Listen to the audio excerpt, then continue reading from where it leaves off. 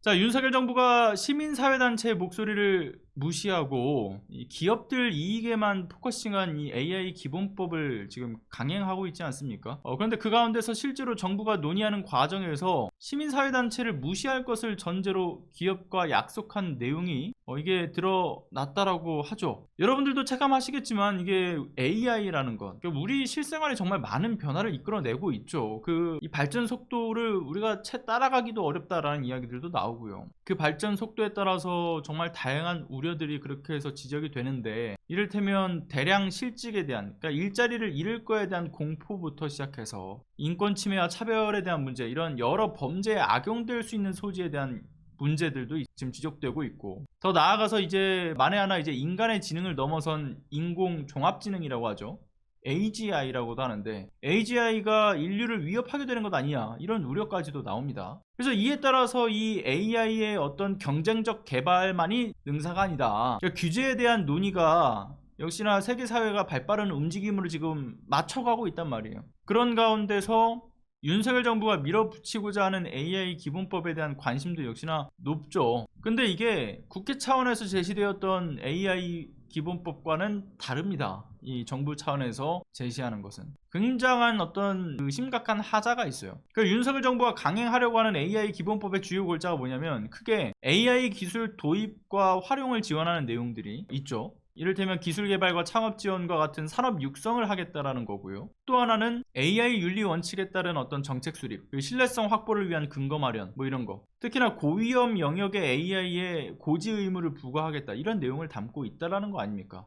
근데 문제는 뭐냐면, 정작 해당 법안에서 AI 안정성에 대한 부분은 사실상 실효성이 거의 제로에 가깝습니다. 지난해 국회에서 논의되었던 AI 관련 법안의 초안에 있었던 우선 허용하고 사후 규제를 하는 그 원칙, 이거 폐기를 하고 AI 제작물에 워터마크를 도입하는 방안을 포함했기 때문에, 그래서 안정성은 충분히 확보를 했다, 그러면서 과기부가 주장을 하고 있기는 합니다만, 정작 중요한 핵심이 빠져있는 것, 이거는 이를테면 고위험 인공지능에 대한 의무를 부과한다든가 처벌하는 규정이 없다라는 점에 있지 않습니까? 심지어 정부안이 너무나 엉성해요. AI 개발 속도에 따라서 규제 법안에 대한 국제사회에서의 이 여러 움직임들이 있는데, 특히나 그 중에서 EU에서 마련된 AI법을 비교를 해보자고요. EU에서는 사람의 어떤 잠재의식 조작이라든가 노인 또는 장애인, 이들에 대한 어떤 취약성 악용을 할 문제에 대한 것들을 규제를 하고 있고, 그리고 정치적 의견과 같이 민감한 정보를 유추할 수 있는 내용들, 그리고 또 하나는 공공장소에서 실시간 원격 생체 인식을 통한 감시를 한다든가 예측 치안 이런 것도 금지를 하고 있고요. 생체 인식을 분류하는 내용들을 금지하는 그 구체적인 규제들까지 이게 담고 있는 거죠. 근데 그뿐만이 아니라 고위험 인공지능 영역의 경우에는 이거 위험 평가를 상시해라, 이런 의무를 부과하고도 있어요.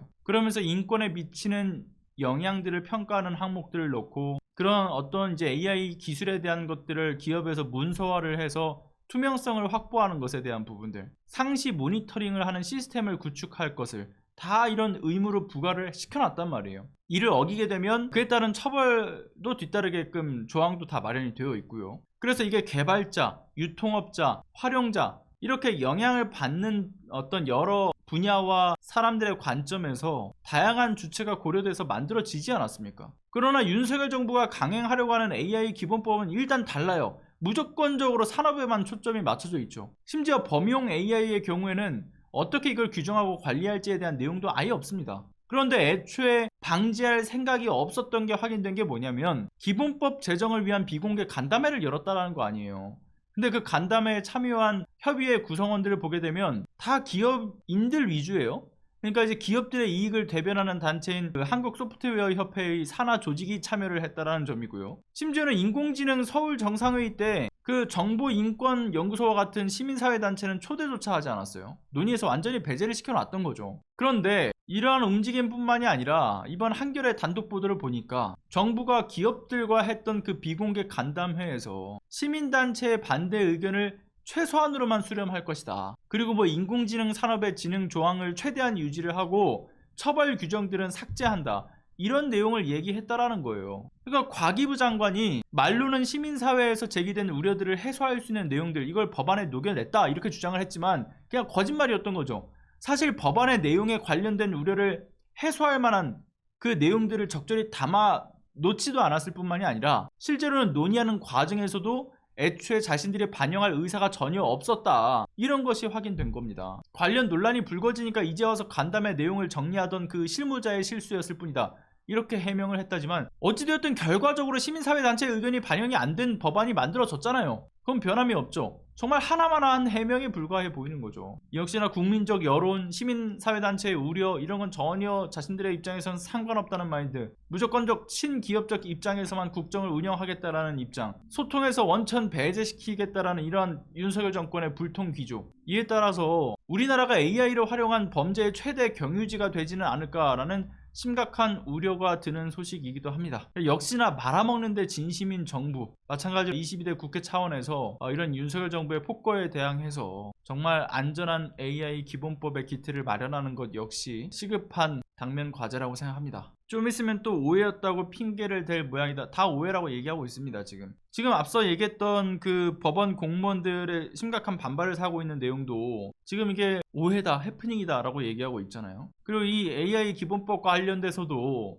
시민사회단체의 여론을 반영하지 않겠다라는 그 비공개 간담회에서의 이 이야기조차도 실무진 선에서 회의록을 작성하는 데 있어 가지고 발생됐던 잘못된 오기다, 그렇게 이야기를 하고 있는 것이고요. 다 오해고 실수고 말 같지도 않은 소리죠. 결국은 그 실수였다, 오해였다 라고 주장을 하는 것이 의미가 없는 게 결과적으로는 실제로 그렇게 반영이 된 모습을 두고 보면 정말 이 되도 않은 소리에 아무튼간에 기가 찹니다.